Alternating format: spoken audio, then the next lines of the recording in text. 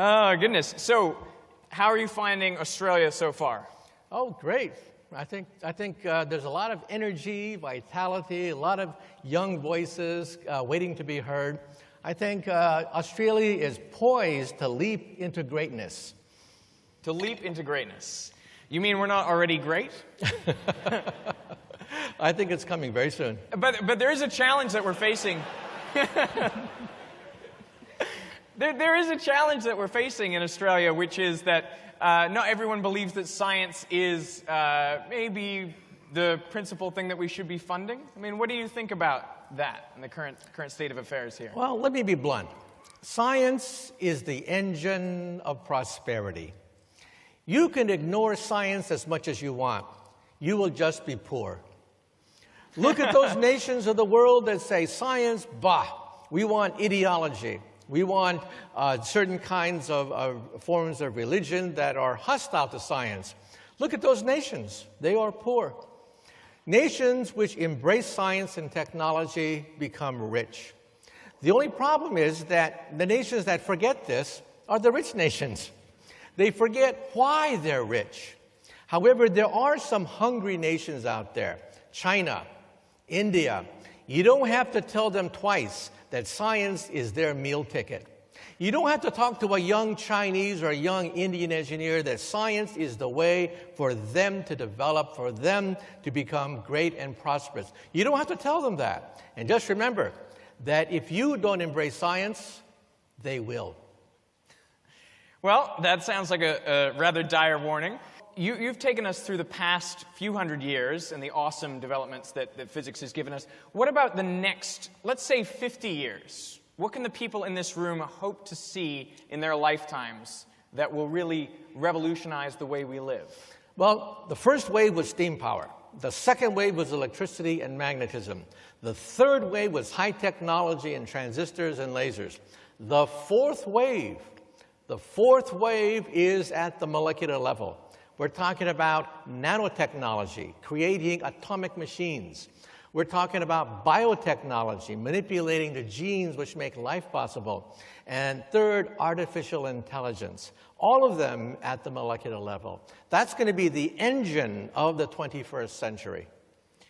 I think some would ask the question, why hasn't artificial intelligence got further by now?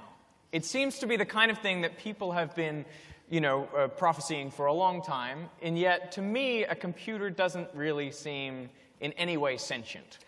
Well, you realize that we scientists underestimated the sophistication of the human brain. Sitting on your shoulders is the most complex object in the known universe. If you were to take a computer that would model the human brain, that computer would be the size of a city block.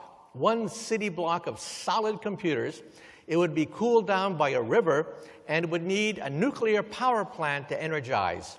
But your brain does it with 20 watts. So when someone calls you a dim bulb, be proud. Be proud that you're a dim bulb. You have a dim bulb on your shoulders, and it is the most complicated thing in the known universe. And physics has allowed us to peer into the thinking brain. Realize that we've learned more about the brain because of physics, like MRI machines, in the last 10 years than in all of human history combined. We can actually see thoughts and blood flows moving in the human brain. And we can even prove or disprove old wives' tales that are thousands of years old. It's an old wives' tale, for example, that a man starts to act stupid talking to a pretty girl. It's true. You can actually show that blood flow drains from the brain when a man sees a pretty girl and acts retarded. It's true. Everyone always asks about hoverboards. So I guess I'll put the question to you. Where's my hoverboard? People ask the question, where's my jetpack? Where's my flying car? Where's my robot maid and butler? Well, let me ask you a simple question. Who's the one who prophesied that we're going to have flying cars and mechanical butlers? Cartoonists. Cartoonists were the ones who said we're going to have flying cars. Physicists never said that. So what do you, as a physicist, say that we will have? Well, in the coming years, one thing that's going to hit the marketplace pretty hard is the fact that we're going to have the internet in your contact lens. You will blink and you will be online. And the first people to buy internet contact lenses will be college students taking final examinations. They will blink and see all the answers to my exams right there in their contact lens. And when you see somebody, you'll see a biography next to their name. If they speak Chinese to you, your contact lens will translate Chinese into English, and you'll see subtitles. So at a cocktail party, when there's some very important people there, but you don't know who they are, in the future, you will always know who to suck up to at any cocktail party. Do you not worry that this is just going to inundate these brains with too much information? I mean, already you hear about people suffering fatigue, of the data, of always checking their phone, of feeling stressed because of it. Do you not worry about those sorts of implications of these technologies? You know, those people have not discovered the off button. There is an off button, you know. You have the option of just hitting the off button and isolating yourself as much as you want.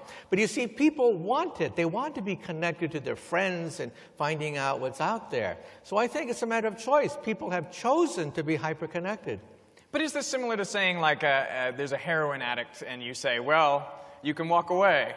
You know, like once you've given them the drug, is it possible to take it back? Like, might you ruin lives by doing this, creating this technology? But you see, being on the internet is not addictive. And I think, if anything, it is empowering. The people who have most to worry about the internet are dictatorships. Because dictatorships are being thrown out about once a year now because of Twitter. Who would have thought that Twitter would be the greatest force against dictatorships in the world today? And that means the internet spreads democracy. And here's the lesson. In the history of the world, no two major democracies have ever warred against another democracy. Democracies do not war against other democracies. Think of every war you had to memorize since you were in grade school. Every single war. They've always been between kings, queens, dictators, monarchies, emperors, never between two major democracies. And so with the spreading of the internet, is the spreading of democracy, the kicking out of dictatorships, and the rise, I think, of a more peaceful world. What's not to love? Well, that is one of these big mysteries of the universe. I mean, one of the other big mysteries, I guess, is simply why we're here, why the universe happened at all. And does string theory give us any new insights into that? Does it help us see perhaps what happened 13.8 billion years ago when the Big Bang occurred? Well, Einstein gives us a picture that the universe is a bubble. We live on the skin of the bubble. We're trapped like flies on flypaper. And the bubble is expanding. That's called the Big Bang Theory, which we see on CBS television every week. Now, as the universe expands, okay, we now believe that there could be other bubbles out there. Other bubbles creating a multiverse of universes. And so we don't longer believe in a universe. We believe in a multiverse of universes. And when these universes collide and create a bigger universe, or the universe splits and creates a baby universe, that's the Big Bang. So would it ever be able for us to determine whether this is really true? I think so. Just a few months ago, gravity waves were detected in the South Pole. We're talking about radiation from the instant of the Big Bang. In the future, we're going to have satellites which will take pictures of this gravity waves, and we're going to have baby pictures of the infant universe emerging from the womb. And maybe we'll see evidence of an umbilical cord. An umbilical cord in the infant universe detected by gravity wave detectors in outer space, connecting us to a parent universe. And this would be tremendous vindication for string theory. Well, that would be very interesting to see. And I hope we do see it in our lifetimes. Thinking about that vastness of space, do you think we'll ever be able to cross it as people? I mean, is interstellar space travel in our future, do you think? Well, getting into outer space is quite difficult, first of all. People don't realize how expensive it is. If I take this, which weighs about a pound, and put it into orbit around the Earth, it costs about $10,000 to do that. That's your weight in gold. Think of your body made out of solid gold. That's what it costs to put you just in orbit around the Earth. To put you on the moon costs about $100,000 a pound. To put you on Mars is about $1 million a pound. I'm just going to change this for the Australian audience. That's like $2.2 million per kilo. $2.2 million a kilo. Right. Yeah. That's your weight in diamonds. Okay? That's what it costs to put you on Mars. So you begin to realize how expensive outer space is, and then how distant the planets are, and the stars. The Saturn rocket, the rocket that took us to the moon, the Saturn rocket would have to operate for 100,000 years to reach Alpha Centauri, the nearest star. 100,000 years. We need a new method of space travel other than chemical rockets. So I think that in 100 years' time, we may have fusion rockets. These are called ramjet fusion rockets. They look like an ice cream cone. They scoop up hydrogen in the forward direction, fuse it in the back, so we have an infinite supply of fuel, hydrogen gas from outer space, energizing a fusion machine. That may take us to the stars in perhaps just a few hundred years. So we need something different, maybe antimatter engines, something different to get us closer to the stars rather than waiting 100 years. Now, you've thought about ways of perhaps changing the sort of physical embodiment of us if we're to do this, because obviously if it's going to take hundreds of years, I mean, our regular bodies just wouldn't seem to work over that time Right. scale. In my book, The Future of the Mind, which, by the way, last month, it hit #1 on the New York Times bestseller list. Congratulations. Yeah. Congratulations. And they used to think that books about science wouldn't sell. Is that right? Right. They used to say the word physics would never enter the New York Times bestseller list. And now you've had 2 of them, just you. I did it twice. Anyway, the point is, though, that in the future, we will have a disk called the connectome. Right now, we will have a disk called the genome. That costs about $1,000. That is all the genes of your body on one disk. I've had my genes sequenced, most of them, by BBC television. In the future, we will have a second disk, and that disk is the connectome, with all the memories, all the neural pathways of the human brain. And we will put this connectome on a laser beam, and we will send it into outer space. And the connectome contains all your memories, your personality, everything about you will be contained on the connectome. And to go to the moon will take about 1 second. We can shoot your consciousness to the moon in 1 second.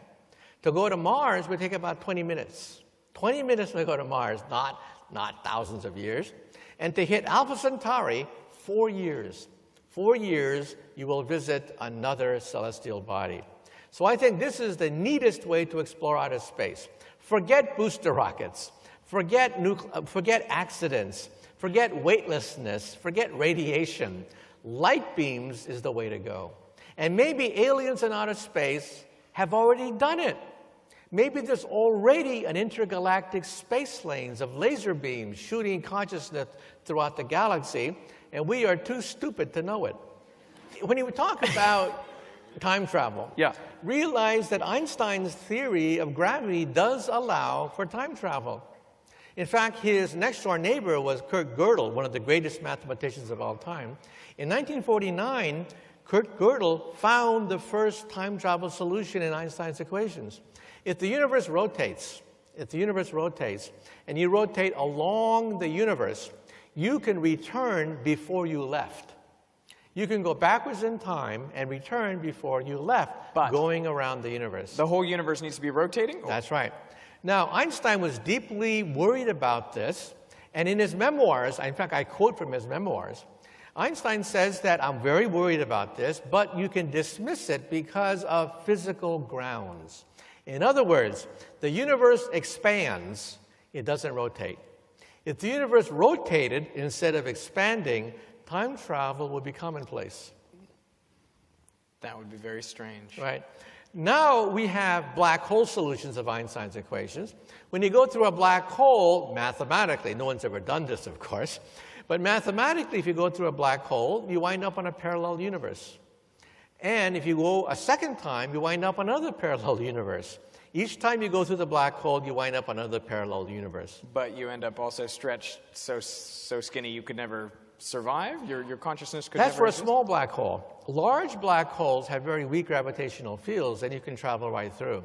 A spinning black hole, for example, collapses to a ring, not a dot. The ring rotates very quickly. That's why it doesn't collapse, because of centrifugal force. If you were to fall through the ring, you will go right through to a parallel universe without being crushed to death. These are called the Kerr solutions of Einstein's equations. And so it's like the looking glass of Alice. The rim of the looking glass is the black hole. The center is the looking glass. And when you put your hand through the looking glass, your hand winds up on the other side of forever. That is the solution of Einstein's equations. So we just need to find a rotating black hole. Now, to create one, of course, would require energy that is far beyond anything that we can harness today. So I think in perhaps hundreds, maybe thousands of years into the future, we just might have the ability to build a time machine. Well, but it's not for us. It's not for us. What do you mean? It'll be for other people in other universes. Because we are very primitive. We physicists rank civilizations of the future, which are much more powerful than us. A type 1 civilization, for example, can play with planets. They control the weather. They can control earthquakes. That's type 1. A type 2 civilization can control a star, like Star Trek. The Federation of Planets will be a type 2 civilization. And then there's type 3, a galactic civilization like Star Wars. Now, on this cosmic scale of type 1, type 2, type 3, what are we? Type 0. We are type 0. We get our energy from dead plants, oil and coal. But we are about 100 years from becoming type 1. By the time you're type 2, a few thousand years from now, you'll have enough energy perhaps to open a gateway through space and time. But now, it's not for us. What are the other big problems that you see the world facing in the next 50 to 100 years? Well, I said that in 100 years we will become a type 1 civilization. We are privileged to be alive to see the greatest transition in the history of our civilization, the transition to type 1. However, we may not make it, because the transition from type 0 to type 1 is the most dangerous of all transitions. Because a type 0 civilization like ours, we just emerged from the swamp a few centuries ago. All the savagery of nationalism, sectarianism, fundamentalism is still with us. Just read the newspapers every day. It just jumps out at you. But we are marching toward a type 1 civilization, so I think there's hope. For example, what is the Internet? The Internet is the first type 1 telephone system. That's all it is. We are privileged to be alive to witness the birth of the first major type 1 technology, the Internet. What language will this type 1 civilization speak? Probably English. Congratulations. You already speak a language of type 1. And look at the European Union, NAFTA. We're seeing the beginning of a type 1 economy. Look at the Olympics. Look at soccer, the beginning of a type 1 sports. Look at rock and roll, the beginning of a type 1 youth culture. And so we're already beginning to see the birth of a type 1 civilization. But, as I mentioned, it's a dangerous transition, because we have the proliferation of nuclear weapons into the most dangerous places on the planet Earth, like the Middle East. And also biogerms, weaponized germs. If you take the AIDS virus and weaponize it so it becomes airborne, you can kill 98% of the human population. Only 2% of the human population are immune to AIDS. 98% could die if you weaponize the AIDS virus. And so these are dangers that we face, plus global warming. I like how you just threw that in at the end there. And you've taken on this mission of finishing that manuscript that Einstein couldn't finish. How are we going? Are you getting close to the end now? We think we have the theory of string theory. We don't yet quite have it in 1-inch form. Now, in 10 dimensions, a lower dimension, we have 5 string theories. They can be summarized by an equation 1-inch long. That's my equation. I wrote string field theory, which allows you to summarize string theory into an equation 1-inch long. But now we have the 11th dimension, where we have membranes. We have beach balls and spheres and donuts. We don't yet have that in an equation 1-inch long. You know what's interesting about this is that most guys don't brag about how short it is. if you know what I mean. But short is good. Short is good, right. Short is very elegant, right? Yeah. You know, if I was majoring in English literary criticism, like what did Hemingway really mean by that passage, it gets bigger and bigger and bigger. Physics is the opposite. It gets shorter and shorter and more concise and more elegant and more beautiful. You can summarize all the equations of the known universe on one sheet of paper. One sheet of paper. Every single physical theory known to science can be summarized in one sheet of paper. We want to get it down to 1 inch. That is a beautiful and elegant goal. Yeah.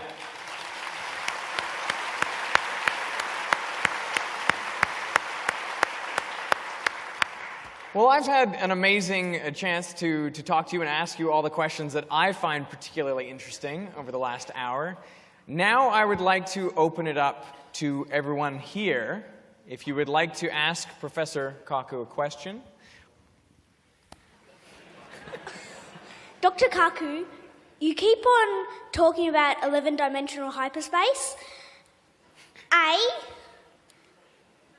how is that derived from such a simple theory on vibrating strings? And B, I like to think of why we can't see these other dimensions as like where someone looking at a lamppost from a distance. We see it as being 2-dimensional, but the ant on the lamppost sees it as being 3-dimensional. The ant can walk around it.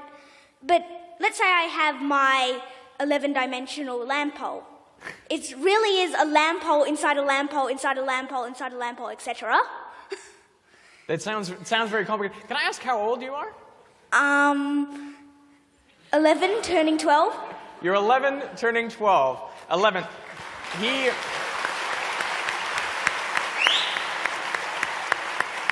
He could one day be solving some of the problems that you're dealing with. You were telling me you've got some issues with the 11-dimensional theory. I should ask him. You could use a hand.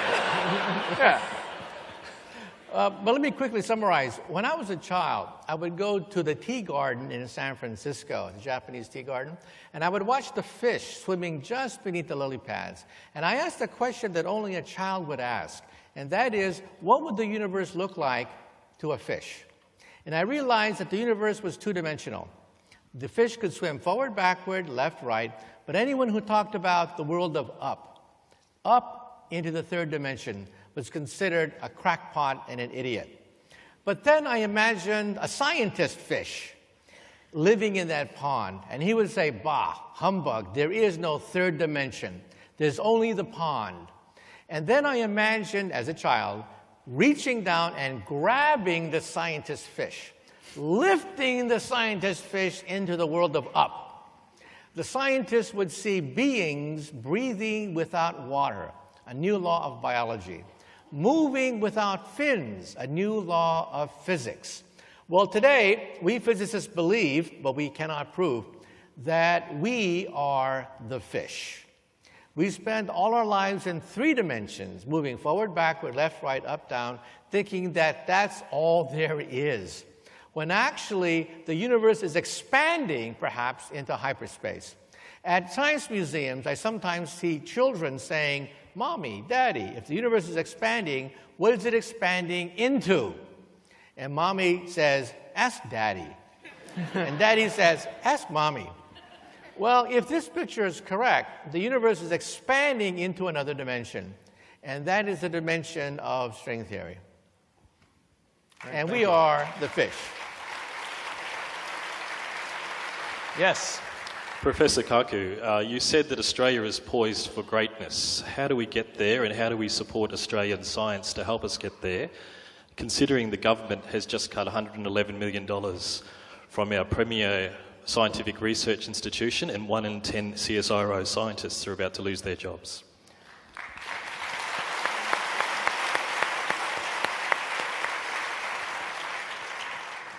You know, it's a free country, and you can cut the science budget as much as you want. You're free to do that. You're also free to be poor, because that's what cutting science does. You are eating your own seed corn. You are preventing new industries from being created. You see, politicians, I have nothing against politicians, but politicians are former lawyers. Lawyers see the world as a zero-sum game. You sue Peter to pay Paul. That's law. Sue Peter to pay Paul, a zero-sum game. When a lawyer becomes a politician, they tax Peter to pay Paul, a zero-sum game.